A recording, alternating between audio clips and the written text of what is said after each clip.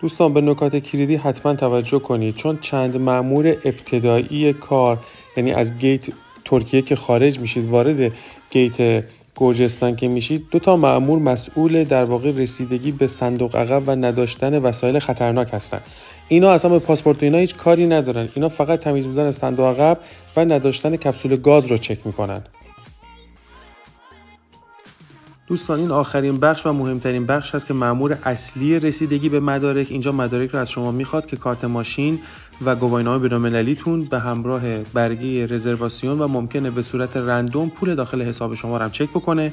ازتون میپرسه که بیمه کشور گرجستان رو دارید یا نه. حتما این رو قید بکنید که بعد از گیت میخواید بیمه رو تهیه بکنید، چون شما بیمه گرجستان رو اگر تهیه نکرده باشید از داخل کشور باید بعد از گیت حتما اون رو تهیه بکنید.